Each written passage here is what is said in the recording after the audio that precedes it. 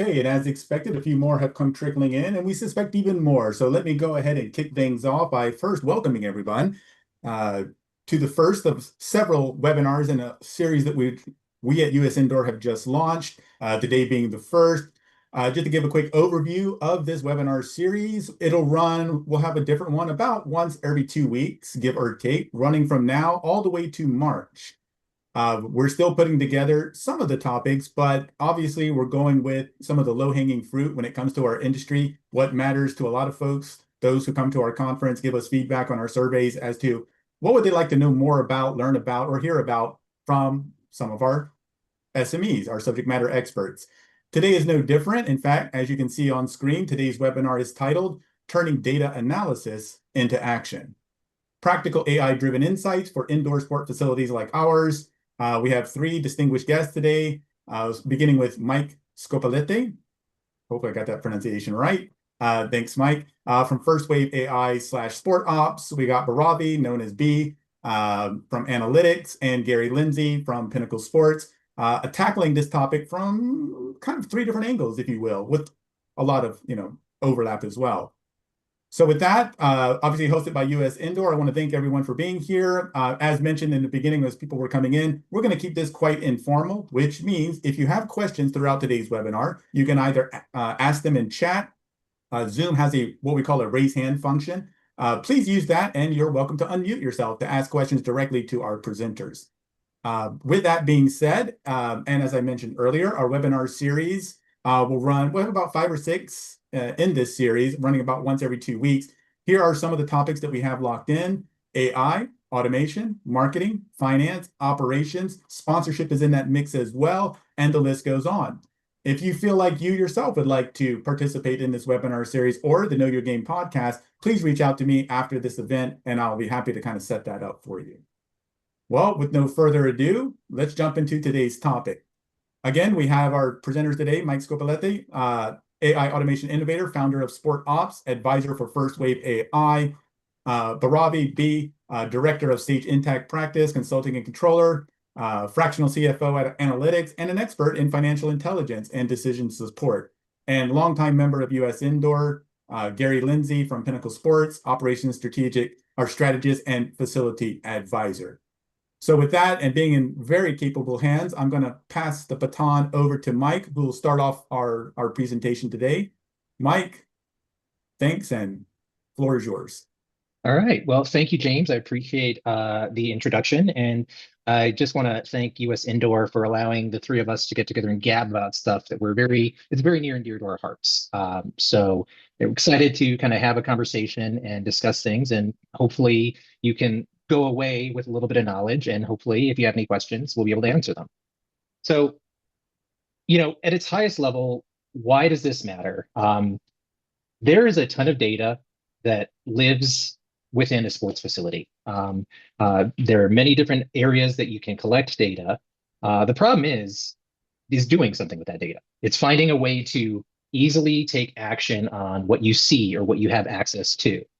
I would say in the past, that might look like looking at a spreadsheet, doing some manual due diligence, looking for numbers, looking for oddities, looking for trends. I would say that AI has been more transformative than any other tool that I've seen in the last 20 years in how to do these things in an easier way. So what I love about it is that there are a bunch of tools out there that we can use to transform this raw data into something that's smart, something that is quickly available to us, and something that we can take action on. So if you really think about it, the goal is collect our data, understand where we're getting that data, look for the patterns, take action, and then hopefully have the income or impact or the outcome or impact that we're looking for. So one thing I will say, what is this analysis? What is it, and why is it important? So what I like about it, and I can give you an example of this, is one of the main things is finding patterns that I might miss if I were looking at this just with my eyeballs. As an example, with a company I previously worked at, we sent out a really large survey to a lot of people with a lot of questions about a product. And the results that we got back were great. We got 600 responses, very detailed.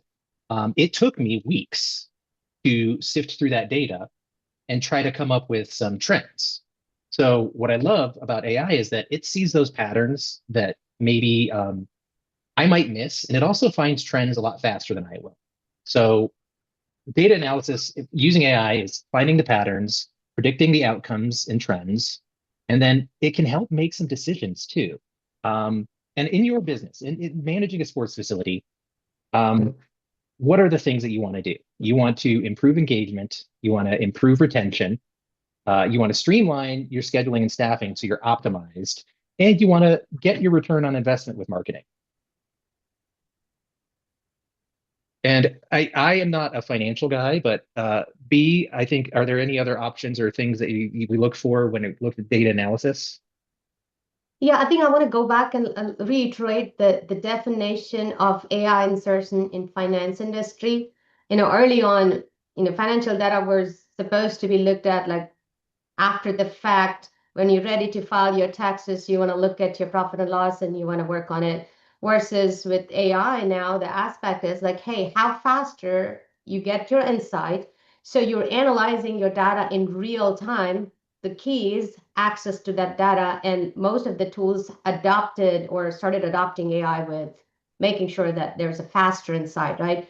So it's more about, live collection of data. And then instead of waiting till month end, now you're reviewing your KPIs and operational data right there and then. Now, what we do with this data is going to be very important. And I think the key is making sure that while, engagement data, customer data, all takes care of how and who's doing what and what are the patterns. I think the financial data is just adding the value of like, okay, well, how much is going to cost? And if it's going to cost, or, is it profitable? Is it not profitable? So I think that throughout the presentation, my goal is to ensure that I kind of, touch point on all the areas to ensure that, hey, are we using the tools and how are we using them and what would they give? So handing it back to you, Mike, I know we have a lot to cover in the next 30, 40 minutes, so let's jump right into it. Okay. Well, thank you. I appreciate that context, and you're absolutely right. It's tying all these loose pieces together to get a full picture is really the end goal. So we set the table. Now let's get into the main course here. So let's talk about the data sources that you currently have access to. We mentioned, every facility's got a trove of data that they can use. As some examples, I would say, the three of us that are kind of working through this webinar all come from different backgrounds. So we have different things that we're looking at as kind of our sources of truth. For myself, being looking at the customer facing side, I want to look at, my customer database. That's the biggest and best place. If you use a CRM, if you use like Salesforce or HubSpot, that's fantastic. You get a lot of good insight there. A lot of us don't.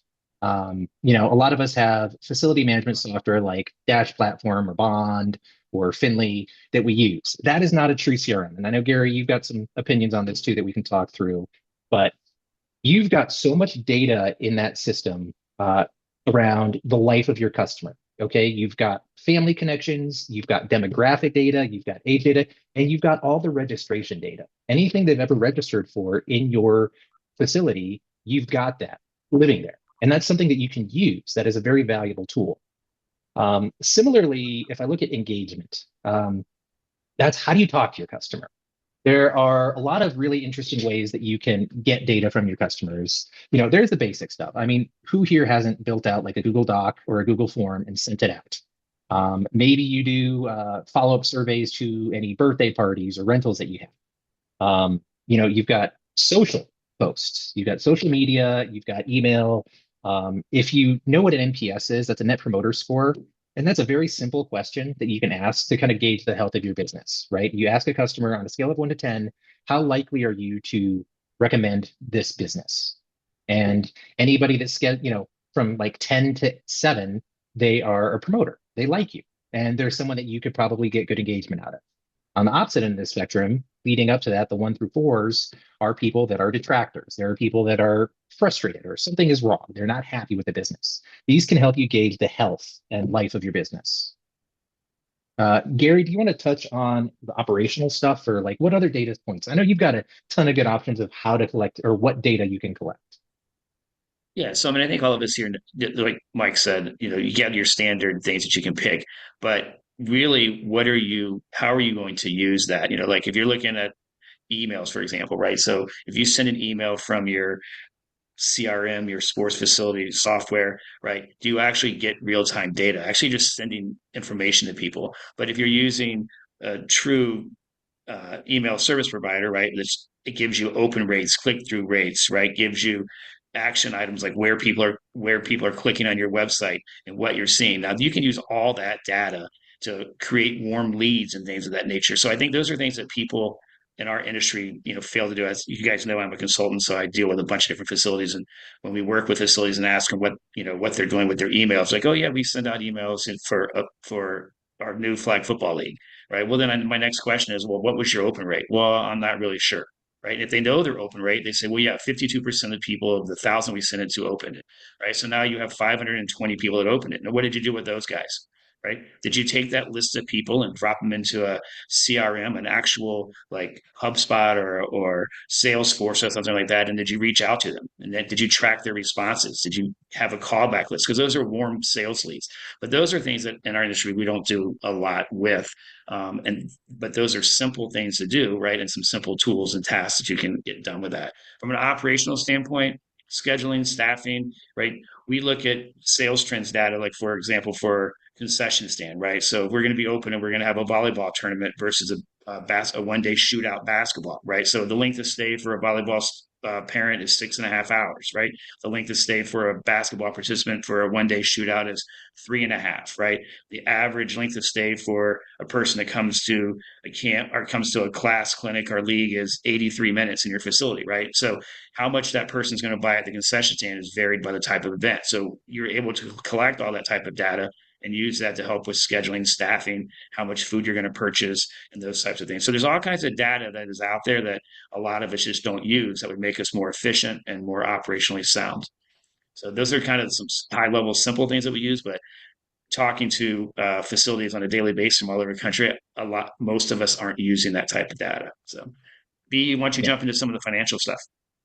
Yeah, I think you touched a lot of it. I think there is a crossover between financial data and customer data because the collection methods are like, CRM is also going to collect some of that data, like your, actual revenue and things like that. I think where financial data truly makes sense is when we attach those revenue and cost generated to the actual programs and operating data, and that spits out the true analysis, right? So I think that, we'll cover a little bit, but, you talked about some of the data collection strategies or sources like CRMs. I think the accounting systems is where we use to spit out all of that, which is, let's say QuickBooks, which is very commonly used.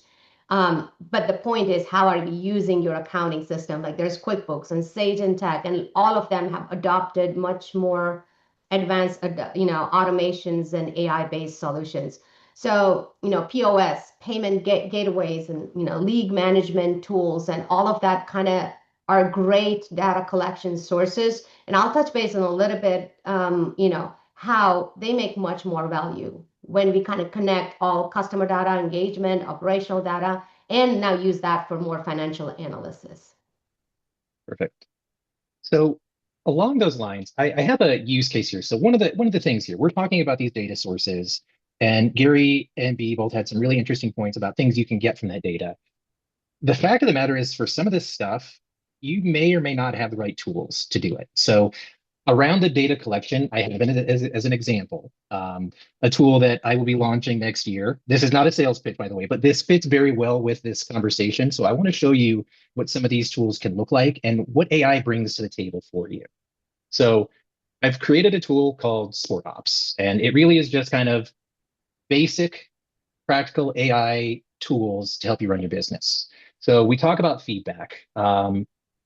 Forms can be very powerful. Surveys can be powerful if you automate them. Think about it this way. If I have a link in an email, I have a birthday party that people attend. After the fact, I can send an automated email saying, hey, take this survey, maybe register for a chance to win a free something, right? Throw a carrot in there that'll allow them to get that, fill out the survey. So with surveys, they don't necessarily just have to be through email or text. you can always create a QR code. As an example, some of the facilities that I've worked with have created a survey for bathroom cleanliness. They put this QR code right outside the bathrooms. If somebody sees a problem, they can go in and they can take the survey and warn or let people know. If they don't maybe want to go to the front desk or there's a line. So that can get people in the system, that gets you data. And the beautiful thing about AI, I mentioned earlier that we talked about kind of like insights and trends. So as my use case here, I have got a bunch of surveys that I've sent out, got maybe 500 responses. This tool can then tell me what the overall sentiment is, what kind of the high level view of my business is, and give me some recommendations and key themes. This is the power of AI. This is stuff where, with the survey that I sent out last year, it took me weeks to get through. By building a decent prompt and by building it into a tool, I can get that data right off the bat without any issues. So that's one way to collect data. We talked about marketing as well. Marketing campaigns can be very powerful. If you can actually track the analytics, as Gary alluded to. So finding a tool, any tool really, that does this for you, that can give you the analysis, like what's your open rate? What's your click-through rate? What are the active journeys? What are these things that people, where are they in the process? Similarly with social media, scheduling a post and having it go to all your relevant social media sites and being able to track that data as well. These are very important things. So I want you to be aware that this is just a tool, but there are many tools out there that you can do this with. We're going to talk about that. Let's talk a little bit about best practices. This goes along with what we've talked about. You've got all this stuff. In regards to customer feedback, consistency is key. And I will say that quality is the important piece here. Quality over quantity is important. So having consistent inlets for people to provide feedback is incredibly important. If you think about even phone calls coming into your facility, people calling for things, what are they calling about? There's a lot of information there that can be very important to you, but collecting consistency is very important. And Gary, you've talked about this in the past, but connecting things, being able to get that data out of just separate places and get something valuable out of it is really the important piece here. Gary B, do you want to add anything to this? Yeah, I think when we get into when we do the sample case study, we'll be able to show how some of these systems connect, right? Because there's multiple systems that use there. But again, it's what you collect and having the right tools. And you have to. One thing with AI, just have a plan, right?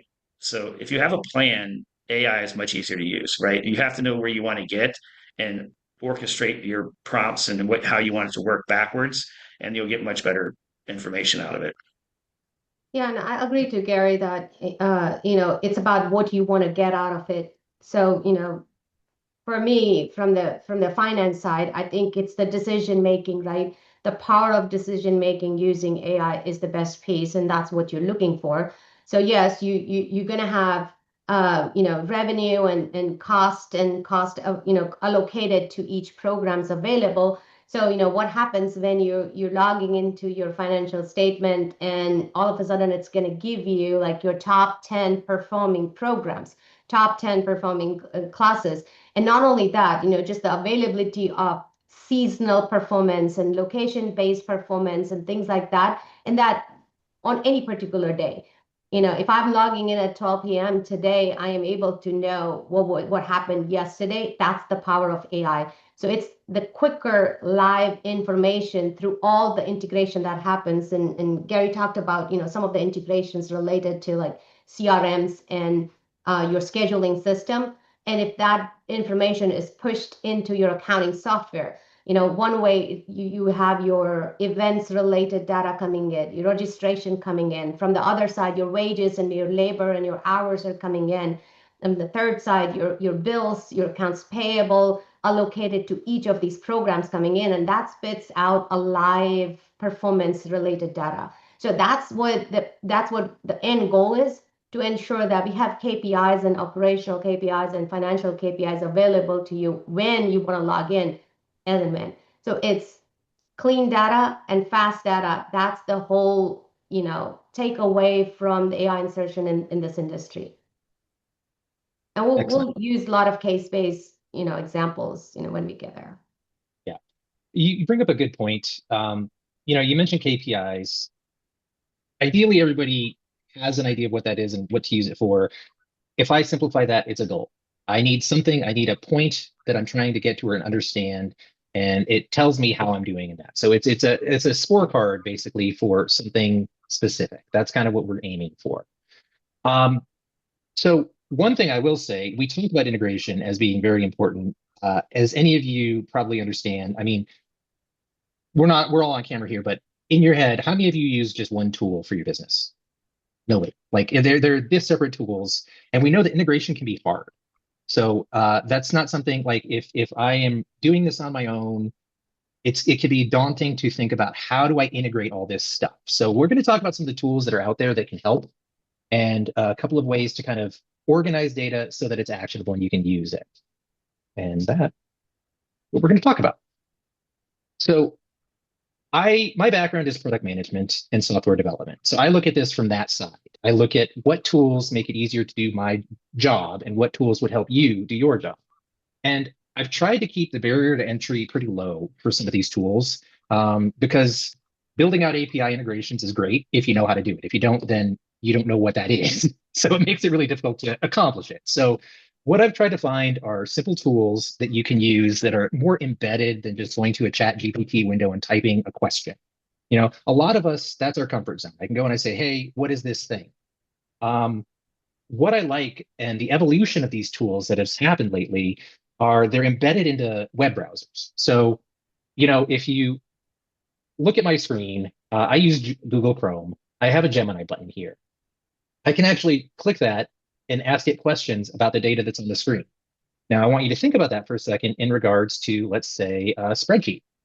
If I've got my raw data, a spreadsheet data of, let's say, a program, the registration levels for a particular program for a given period of time, I can use these tools that are built into the browser to say, hey, looking at the tab that I'm on or looking at this group of tabs, tell me what I'm missing. Tell me what these trends are. So you can use these tools. It's nothing you have to install. It's nothing you have to, you can ask it questions, but the key is the context. It's on your screen and you can ask it immediate questions. So the idea of like even just Google Forms, I send out a bunch of feedback forms. I've got the data. Google can spit out a spreadsheet. It gives me some basic analysis, but if I want to go deeper, I can take that spreadsheet and just use a Google, like a Gemini add-on or a Chat GPT add-on. One tool that I've been very up on lately, and I don't know if you've had access to this, my daughter introduced this to me as a learning tool. She's in college. So Notebook LM from Google. This is a sweet tool. It's free to use. The idea here is you can cherry pick a topic or specific sources and basically build like a knowledge base or a study guide. So as an example, I have 10 different Google spreadsheets that I'm trying to figure something out with. I can upload these into Notebook LM, and then it can answer questions based on that data only. So it's very, very targeted to what you're trying to learn. So this is not going to build reports for you. I'll tell you that right now. But what it will do is it'll find trends. It'll find information that is important to you, and you can have a conversation with it. That is, I think, one of the biggest takeaways is you can ask questions, but you can also have this tool ask you questions. So it can ask you about your business, like what's the size, what's the square footage, things like that. It can ask you questions and make some determinations based on that. So this is a free to use tool that is dead simple to use and has been a lifesaver for me. For just retaining knowledge, like getting something, this is like your own personal knowledge base. So this allows you to get a lot of information in one single place. Similarly, we've got ChatGPT for Sheets that works very similarly to how the Gemini tool works, where it can analyze data specifically. And there are different GPT agents you can use for this. So, as an example, here's just a plugin for Chrome. But this can do things that are specifically built around e-commerce. It can be SEO. It can be financial. It can give you some basic information. And it does the same thing. It can leverage whatever's on your screen and answer questions based on that. I'm going to touch on First Wave. First Wave is a company that I've been advising for a while. They make software that answers phones. It's AI software that can basically take over front desk duty and chat duty. So the nice side to tools like this, and it's not the only tool, it's the one I know best, so that's why I'm discussing it, is that not only is it taking some of the pressure off the front desk, all those calls, all that data is saved and can be used. So if people are calling about certain things, like you can get trends from that. Okay, I'm getting a lot of calls for my 9 a.m. class cancellations or trying to find open spots for a free trial. That's data that normally you would not have access to because it's a phone call. Tools like this can really give you another place to get data and use it. So you can say, okay, I can see these people are calling on this subject more often than not, and they're upset about it. So that's a data point I can use and I can act on. At the end of the day, what we're trying to do is take action, right? We're trying to take complex data, simplify it, and find a way to do something with it. So those are a couple of tools that I wanted to mention, and I will talk, I also mentioned the sport ops tool that I've been building. Just being able to get all of this stuff in one place and aggregate data is very important, right? So there are dozens and dozens of tools you can use out there. There's a new one every other day. It's just finding the right one for you. So finding a tool that will give you the kind of data that you actually want to get and to build out the life of a customer. That's our end goal, is understand the lifetime value of the customer. But do you want to touch a little bit on Sage Intacct? Yeah. I think you talked a little bit about trigger-based alerts, and those are very, very popular, at least in the ERP world, and QuickBooks has also adopted a lot of them. For example, anomalies, right? Flag, sudden expense spikes or revenue dips, or you're logging in a transaction where you're over budget, or you've kind of pinned a benchmark. So there's a lot of trigger-based alerts that are incorporated in most of the new ERP worlds, and that's just the key to ensure that, hey, you're monitoring it. And this is where the live data comes into picture. Automatic categorization, right? We know that we do want to allocate our expenses to programs and seasons and things like that, but also it's time consuming, right? So sure, there's an API integration between your CRM and AP applications to your financial data. But the other good part about ERP is everything is in-house. Everything, like for example, Sage Intacct has an AP automation tool that has a cool OCR technology. All you're doing is just like you're using Bill.com or Ramp or any other AP application, you're actually just emailing to Sage Inbox. It's coding the bill. It's categorizing your bills by programs. Of course, it keeps learning, so it's almost like you're automating your rules to ensure that, where do I want to code it? And while it's doing that, it also has the communication channel inbuilt in it. So, if you're Microsoft house, then you have access to Teams, and it's actually notifying you, and then email or a text pops up on your Teams chat box like, hey, you're over your budget. Or, hey, your labor or wages came out and that's out of order from benchmarking perspective. So I think trigger-based alerts and automatic, categorizations, those are some of the cool adoption of AI from your financial software side. Yeah, that's an excellent point. I love that the trigger-based stuff can be really powerful because it takes you from being passive to being active. And that's really important. That helps you get ahead of things and look forward as opposed to reacting to things. Gary, what kind of tools do you think of when we look at this space? Like, what AI tools have you found success with? And I guess the businesses that you work with that are successfully doing things, what have you seen? Well, I think I use Google My Maps, and it's been around forever, right? But if you're looking doing corporate partnerships or something like that, it's a great tool to use to show where your customer base is, and you can have 9 layers of different tabs on there. So that's a good one. That's easy to use, easy to find, free. So that works. I think again, Salesforce or some sort of a real CRM where you can track your outreach, right, and give yourself notes and reminders and follow-ups. We're great at like, oh, we need to call Jim Smith, the football coach over here, and we call him, he doesn't answer, and then then we never call him back, right? Or if you have a customer who does a free trial, and we call the customer back 2 days later, and then well, we forgot about it, right? Because we don't set reminders to make that final close, right? So I think those are 2 tools that I know that we don't use as much as we should, but they are great tools for making sales. Yeah, that's a good point. And it's interesting that, a lot of us are going to use facility management software, which is not technically a CRM, right?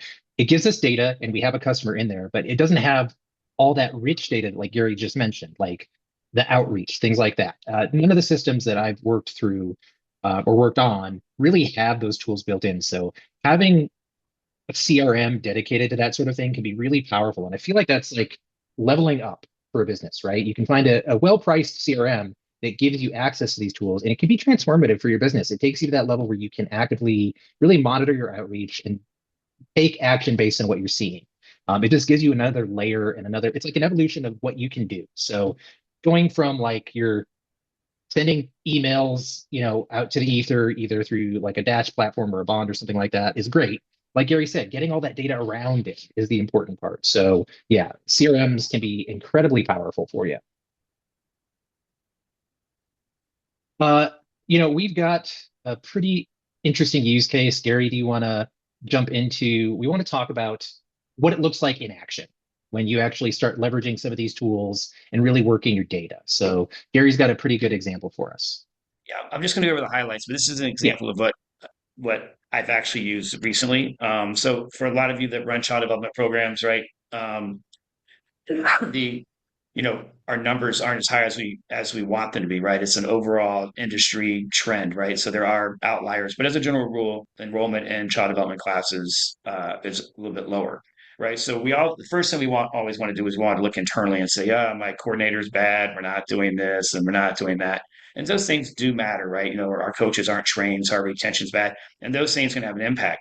But there are outside forces that can come into play, which you may or may not be aware of, right? But I don't know if people pay attention to birth rates, right? So in the Western world, right, birth rates are lower than they should be or lower than they have been historically, right? So with lower birth rates, that means that 1, 2, 3, 4, and 5-year-olds aren't coming around as often. Also what happens is that our customer base is generally higher socioeconomic, right? $150,000 a year and family income. The females in those families aren't having kids until they're in their 30s, right? So having kids later delays the continual evolution of getting new kids into your programs. And then another thing, obviously, some people who are homeowners or want to buy homes, depending on where you are, right? Home sales are stagnant, right? Interest rates are high, cost of financing is high, home values are high, right? So you hear a lot about that in the marketplace. So what I did with this is I knew that I had a problem, right? And I knew that I felt pretty confident that our program was run well. I've seen our classes run, I've seen our marketing, I've seen what we do.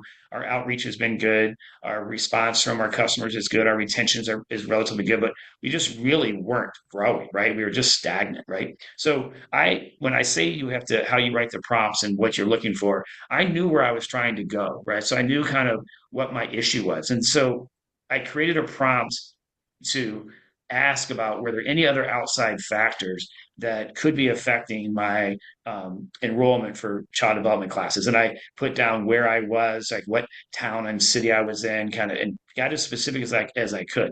And what came back is it loaded up with me like, hey, birth rates, right? So in this particular case, in Chicago, the birth rates in this particular market are lower than they are as a national trend, right? We also saw that because the houses in this neighborhood or this market are 1.2 million, 600,000, significantly higher than the average, right? That people weren't moving. So there was no churn, right? So all of a sudden it's like, whoa, that makes some sense, right? Like, and that added on to what I was thinking, right? So I'm like, well, now how do I use this data, right? So, and I got that from AI, right? I used the prompt and tools and it kind of helped me. And then as Mike was talking about, I talk to it, right? So when you use AI, if you have a conversation with it, right, you get a lot more out of it, right? Especially if you start from a good foundation. So when it came back to me, it said, look, overall household sales in your market are tight, but they're within your demographic, there are two neighborhoods, right, that the house values haven't gone up as much, and the number of days on market for a house, right, is lower in this area than it is rest of your area. So what that means is that, hey, people are moving in, right? And they're not as high of income, right? And so the chance of their younger family and having more kids. So what we were able to do was we targeted our social media campaigns and targeted our advertising and targeted our focus on this new neighborhood, which had younger kids. And what we found is when we took our database of kids and we put it on Google My Maps, we actually weren't penetrating into that area. So we didn't know that until we did that. So we also, because more kids were in the 6 to 12 age group, we changed some of our programming, right? So we weren't running a T-ball class, right? So we added a T-ball class. We added a entered a basketball class for 6 to 10 year olds, right? So we offered more programming for 6 to 12 year olds, and then we changed our marketing specifics. And what ended up happening was our childhood enrollment for first through 5 year olds, or 1 through 5 year olds, increased by 15%. And all of a sudden, when we go and plot our customers, the marketing in that neighborhood actually worked, right? That's where the increase came from, right? And then through that, right, we saw a quarterly increase of 18% because we had more kids in these new programs that we allocated, right? And then our 1 through 5 year olds, right, improved in their stuff. So that's just like a simple case study that all of you are going through. And if you have a child development program and your numbers are stagnant, right, that is that you can actually do that exact same process and figure out where you are in your market, right? And then create a detailed plan on how to solve it. So that's just a simple one, but one that is completely easy to do and can be very effective. That is an awesome point, and that's something that I think it shows a level of sophistication when you can start leveraging actual demographic and geolocation for these things. Like you said, it can be a really powerful tool. There's a lot of outside factors that if you're looking for this stuff on your own, it becomes very difficult without it. And to reiterate again, have a conversation. You don't have to just ask AI questions. You can have AI ask you questions. So it's, help me, ask me questions about my business in order to help me formulate an answer. And if you start with that in the context, it will ask you single questions to try to get you to a resolution. Excuse me. So, it's nice to hear what the insight can do and how to turn that into action. Let's talk a little bit more about other ways you can do that. So, one thing that I think is interesting, and this is just sponsorships in general are kind of tough to manage and tough to build. So, Gary, do you have any thoughts on like sponsorships? Sure. So this is an easy one. So using Google My Maps, right? You can say you're looking for this is one we just did, right? So for a local fence company, right? So they're a fence company, they have a couple locations in the market, right? And they build fences for people's houses, right? So we go to them and they start asking us, where do your customers live, right? So we go and we pull our database and we show them our entire database. So well, that's great, right? But people that are going to need fences are people with young families and kids, right? So those are the people that put in fences. So then we took our demographics and we took just our programming of people that have of kids with kids under the age of 12, right?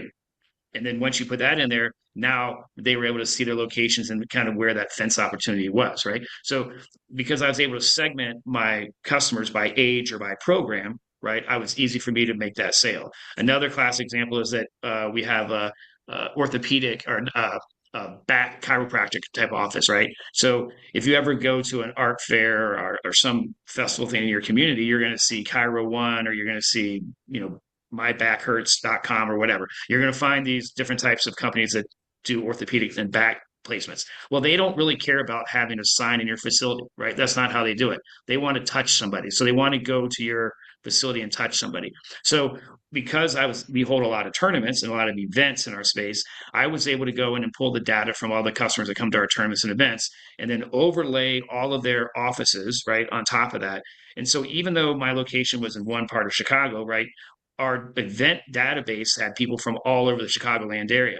So they were able to go to 8 different franchises, right, and get money from all 8 different franchises and market our facility because our event space was targeting people from all over the community. So now they come to our facility and set up, 10 times a year, right, for Y amount of dollars, right, because they get to touch all these different people. And then we segment our events based on where they come from.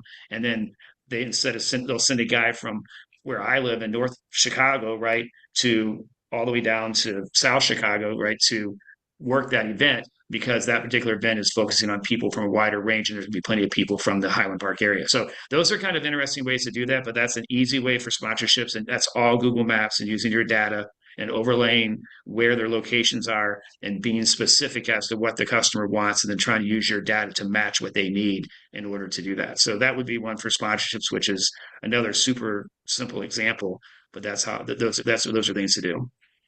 Yeah, that's a fantastic way to put it. It's just like you're telling a story with the data, right? You can go and present a compelling argument to the businesses, hyper-local businesses, to say, look, these are our demographics, these are our hotspots, these are the kind of people we're bringing in.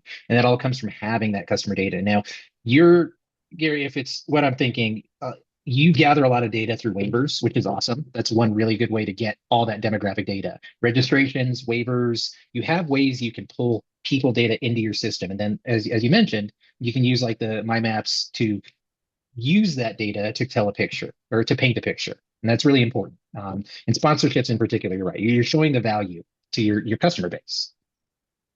Yeah. So you have a couple of other pieces on here. So use data to empower staff, not overwhelm them. I think that's a key point, right?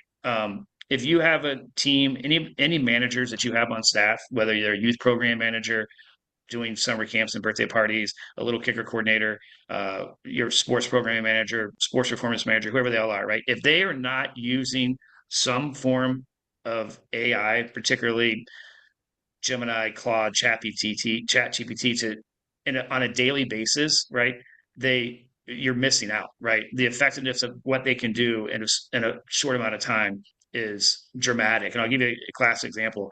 If you're going to run a days off school camp, for example, and you're like, well, gee, what are we going to do during this days off school camp? How can we market this? What activities we can do? You can actually put in what you're going to do and how you're going to do it and how old your kids are, and it will build you the daily schedule or build you a curriculum, right? If you want to start an 8-week intro to basketball program and you've never run that before, go in and say what you want to do, the kids you're trying to do, what you need to do. It will build you a scalable 8-week program and give you not only the drills to use, it'll give you the instructions and the rules and how to teach it. And then as you get better into there, it'll teach you how, the coaching points and how to do that. So you can do that in 20 minutes, right? So what may have taken a long time to do before, right, your staff can do in 20 minutes. So, I mean, those are other ways. Just don't overwhelm them. Give them things easy and teach them how to use it. But if you have not sent your entire full-time staff to a prompt writing class or paid for them to go to a prompt writing class using simple AI tools like Claude or Gemini or ChatGPT, you're doing yourself a complete disservice. Yeah, that's a really good point. The in-house training, it definitely helps. And that's the empowerment part. To tack onto that, I do want to mention also, like, again, customer satisfaction and getting feedback from your customers can be incredibly valuable. Understanding who your churn risks are, understanding who you're losing touch with. These are very important things, and they can also help, you can help build an action plan based on that. If I understand who is at risk to churn because they haven't registered for a while, they haven't done something, I can dig deeper into that data, understand why, and build a plan to either mitigate that or to pivot. So that's very important. And going at this stuff without a goal in mind means you're never going to reach a goal. So measure what matters to you. Okay, that's where you can say, what am I trying to accomplish? I'm trying to increase, revenue. I'm trying to increase the registrations for this particular program. Find that goal, and you can work your way back using AI to try to solve that.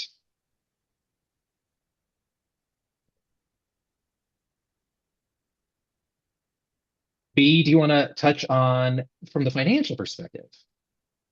Yeah, I think I just want to reinforce what Gary talked about, a few of the case studies, and I have a similar one, and it's more from financial actionable insights, right? There was a good NPS survey which showed that engagement data showed that there are early leagues, so the leagues with the earlier time slot had super high NPS scores.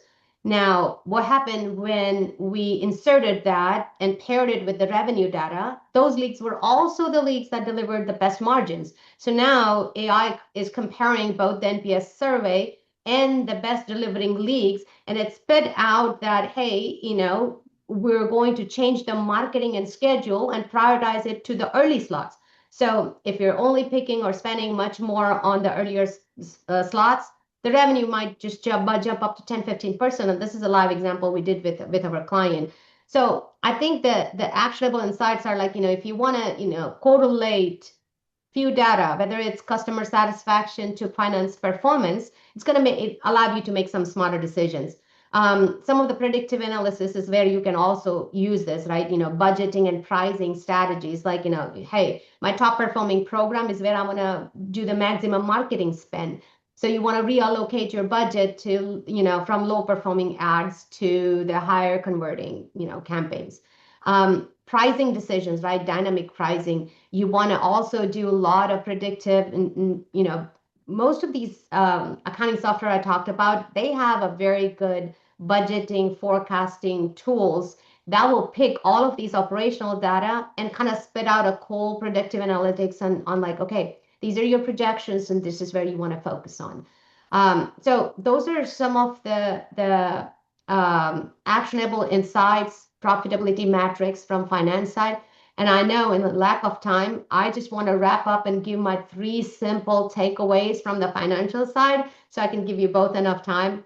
I think for me, the importance is faster live data. So connect your systems as much as you can, because from financial side, you're not actually going to use GPT, but you're going to use tools that are already using AI to give you best systems. So connect your systems, either use 1 or 2, use ERPs or like powerful CRM rather than using like 5 different vendor applications. Automate your categorizations and alerts. You don't have to do manual work to making sure that your revenue and COGS align. Automate that, and then use KPIs and profitability dashboards. You should be able to just log in, look at some flashers and look at some KPIs and make your decision that day on like, oh, I want to change the rest of the scheduling. I want to change the venue. I want to change the location. So those are my 3 simple takeaways. And I'm giving you back to you, Michael and Gary. All right. In the interest of time, I do realize we're running a little behind. I will go quickly through mine as well. And then Gary, I'll pass it off to you. So at its simplest, find the tools that work for you at the right price point. Depending on the level of sophistication you have, that can be anything from the free tools, like some of the stuff that we talked about today, to more of a mid-tier tool, like some of these analysis things, or some low-budget CRMs. But find the tools that work at your price point and help your business. Don't get it because it's shiny and new. Get it because it actually has a tangible effect on what you're trying to accomplish. My second thing is to pick a North Star. Pick something to start. Like, if I'm going to start leveraging AI for this analysis, let's pick something. Let's pick that one program that has low registration numbers, and let's find our goal and work our way backwards from that to say, how do we accomplish that? What does the data tell us? And then the third and most important is, this stuff can be, there's the pace at which the AI world is evolving is insane, and it's impossible to keep up. Don't be afraid to ask for help. Leverage the people in your network. I will throw this out here. Anybody on this call, if you have questions or want to talk through anything or need some help or advice, hit me up on LinkedIn. I'm happy to. I love this stuff, and I want to see businesses like sport. I'm passionate about this industry, and I want to see people succeed. So ask questions of people that can help. And those are my 3. And Gary, I believe you were going to talk about CRM and accountability. Yeah, I kind of touched on that. I'll just say what I was going to do here for the last piece for like the final wrap up. So you're good. Okay. Well, so I think we're at the point now where if we've got any Q&A, we can talk through it. All right, everyone. As mentioned in the beginning, if you have a question you'd like to ask of Gary B or Mike, feel free to unmute yourself and ask, or if you'd like to type it in chat, you're welcome to do so as well. Hi, everyone. I got a little comment or question. Sure, Danny, go ahead. Yeah, I was messaging with Gary as well. I think what would be great for us, I imagine all of this right now is a little complicated. It's like swimming in a pool that's, those little ball pits with red, blue, and green and yellow balls, and you're trying to wade through and understand and organize it. It's hard. I think what would be amazing just from our end, I don't know who would do this or whether it's a cohort, but if there were a list of tasks or a list of things that would say that could be useful for us, and then kind of a bit of a playbook as to how you as the experts would deal with that. So the question that we might ask ourselves might be, registration, we use Dash and registration is low in this particular program. I would use AI in this way. Do this first, do this next, do that next, do that. You know what I mean? And just sort of have some some, like almost like a flow chart or a tree of very real scenarios that are a challenge for us, that we can then see a bit of a pathway forward as to use AI to get used to it and see that success in understanding what we're doing. Does that make sense? Yeah, that's Danny. Thank you. That's a great. In fact, Gary and I were chatting a little bit around this subject earlier today, because it's great to hear this stuff, like you said, but to put it into practice, James, that's something we could probably talk about, putting together a practical guide for US indoor that we could then put out and disseminate. Because I think based on even just if we talk about the topics that we had today and put it together, like you said, like a playbook, like this is what you're trying to do, these are the tools, this is what your outcome could be. We could do that. I think that's a great idea. Yeah, there's just a lot of information, as everybody knows. But if you were to take the 5 to 10, hot questions that are gonna that everyone struggles with on a weekly basis, and then you can show this is what I would do if I had time, and show that little bit of a path, I think that'd be amazing, and that would get people on the track to getting comfortable and also learning what this can do.